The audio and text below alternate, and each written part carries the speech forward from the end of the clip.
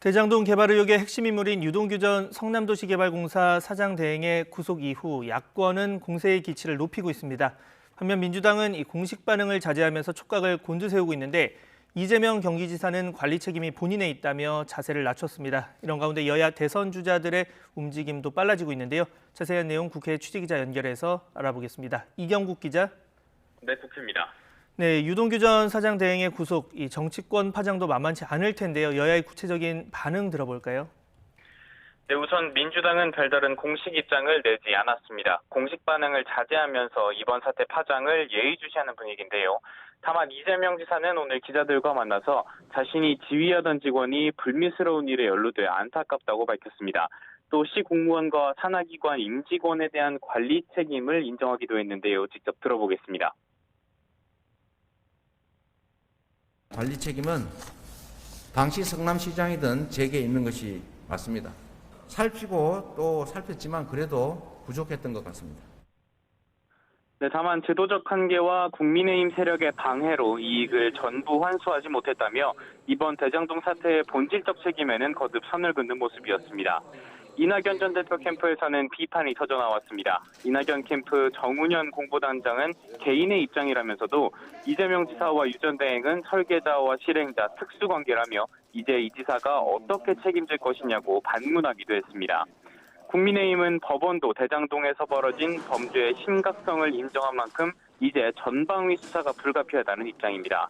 박근혜 전 대통령과 최서원 씨가 경제 공동체로 묶여서 엄중한 처벌을 받았듯이 이 지사 역시 사업 공동체인 화천대유 그리고 유 전 대행과 운명을 같이 해야 한다고 강조했습니다. 이준석 대표도 유 전 대행이 측근이 아니라는 이재명 지사의 주장이 코미디라고 꼬집었습니다. 국민의힘은 또 대장동 특검 관철을 위한 도보투쟁도 검토 중인 것으로 파악됐습니다. 국민의힘 대권 주자들 역시 비판 수위를 높였는데요. 윤석열 전 검찰총장은 대장동 게이트 꼬리가 잡혔다며 꼬리를 당기면 몸통인 이재명 지사가 나올 거라고 밝혔습니다. 이어서 즉각 이 지사는 후보직을 사퇴하고 특검 수사를 자청해야 한다고도 덧붙였습니다. 원희룡 전 제주지사도 이제는 이재명 지사의 차례라면서 꼬리를 자르기 전에 신속하게 몸통을 잡아야 한다고 강조했습니다. 네, 대선 경선 진행 상황도 짚어보겠습니다. 이 여야 대권 주자들 오늘은 어떤 일정을 진행하고 있습니까?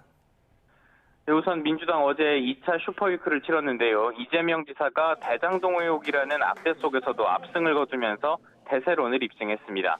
이 지사는 오늘 서울을 글로벌 경제문화 수도로 만들겠다는 서울 공약을 발표했고요. 오후에는 청년들과 만나서 대화를 나누기도 했습니다. 한편 남은 지역 순회 경선에서 극적인 반전을 노리는 이낙연 전 대표는 대북 특사 평양 파견 등 외교 안보 통일 정책을 발표했고요. 파주 지역 당원들을 만나서 지지를 호소하기도 했습니다. 오는 9일과 10일에 각각 예정된 경기 서울 지역 순회 경선과 3차 슈퍼위크 준비에 말 그대로 박차를 가하는 모습입니다.